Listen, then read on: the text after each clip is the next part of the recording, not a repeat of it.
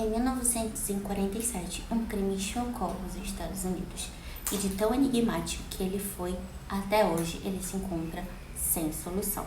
No Sábado Investigativo de hoje nós vamos falar sobre o crime da Dália Negra, que eu trouxe aqui uma breve história dele no vídeo anterior falando sobre o Hotel Cecil. Então, se você ainda não assistiu esse vídeo do Hotel Cecil, assiste esse primeiro, depois vai lá assistir o Hotel Cecil, que vocês vão entender por que eu tô falando.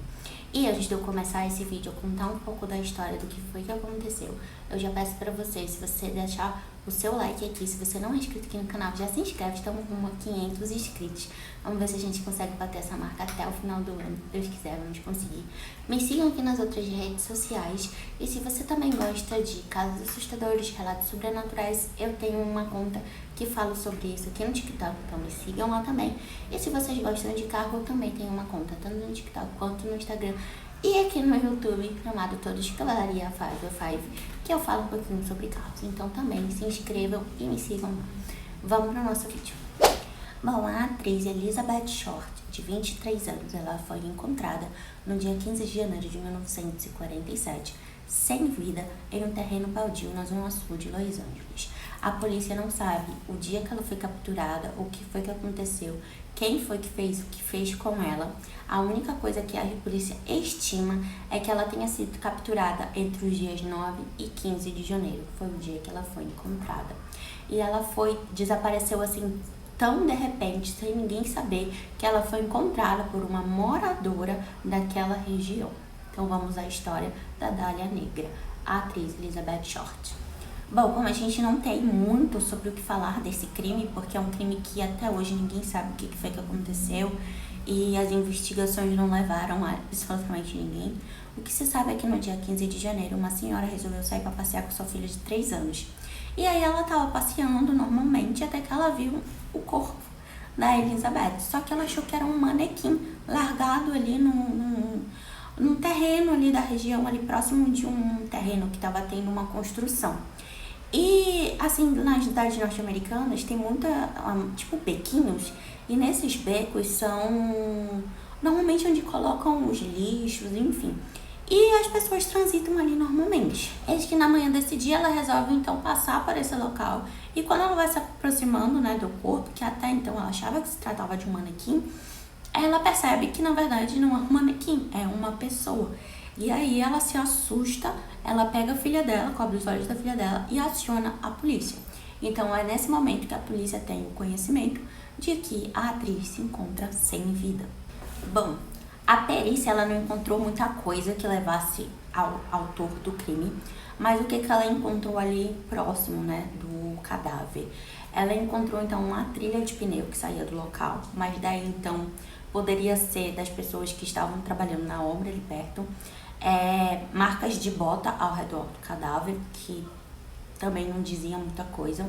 Outra coisa que eles encontraram foi um saco de cimento vazio com sangue aguado dentro, ali alguns metros do cadáver, mas também nada que levasse a achar um suspeito, um DNA, alguma coisa assim.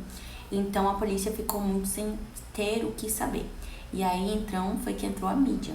E quando a mídia entrou, foi eles que apelidaram, foi um jornalista em si que apelidou ela de Dália Negra, ali lembrando de um filme que se chamava, se não me engano, Blue Dália. E eles tinham, na época, colocar nomes em crimes bárbaros, assim, a característicos a filmes, a coisas mais puxadas ali pro terror. Então, por conta da mídia, a mídia em cima e tudo, que o crime tomou uma proporção que a polícia não imaginou que iria tomar. Bom, além disso, a perícia também constatou marcas no calcanhar da vítima, que levavam a crer que ela teria sido carregada, né? Que o corpo teria sido carregado. Mas o que choca, assim, mais em tudo, não é nem a questão em si do que aconteceu, né? Dela, claro, dela ter desvivido, mas do jeito que foi. Ela foi encontrada brutalmente, eu nem posso falar muito essa palavra aqui, mas ela foi encontrada de uma forma muito complicada, vocês vão entender o porquê. Bom, para começo de conversa, o corpo dela foi encontrado em 2 partes, sim. O tronco dela foi partido ao meio, então uma parte do tronco estava para um lado, uma parte da perna estava para o outro. O corpo foi encontrado nu, com os braços para cima e as pernas abertas. Também tinha uma blusa preta no tronco, na região do tronco.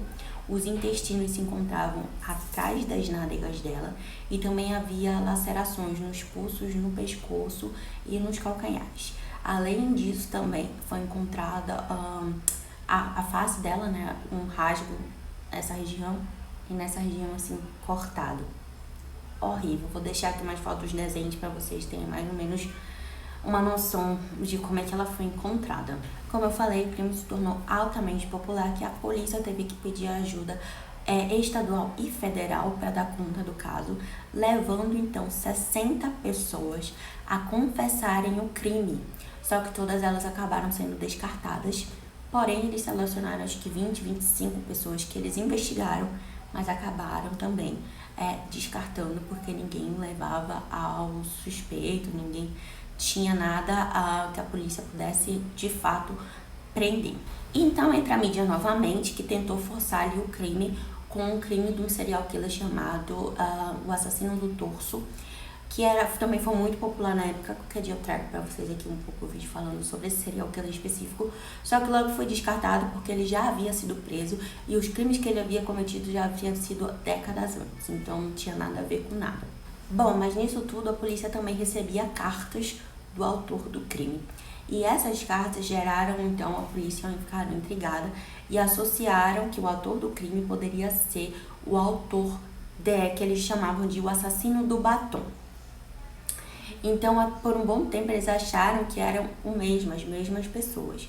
Só que algumas investigações foram sendo feitas e eles perceberam que o perfil de vítima não batia com o serial killer do assassino do batom. 2, o local onde ele praticava os seus crimes também não batia onde ela foi encontrada com o crime que aconteceu ali. Só que eles linkaram porque eles acharam que a letra do assassino do batom com a letra do autor que mandava as cartas falando que tinha feito o que fez com a Dália Negra eram muito similares. E ele se titulava Dália Avenger. Então, ninguém sabe exatamente quem é que ele era, o que ele foi. Ninguém sabe até hoje. Bom, e aí ficam então os questionamentos. Quem é? O que aconteceu? Será que realmente foi a mesma pessoa? Será que era um conhecido? Não era conhecido? Foi no dia que ela foi encontrada? Não foi no dia que ela foi encontrada?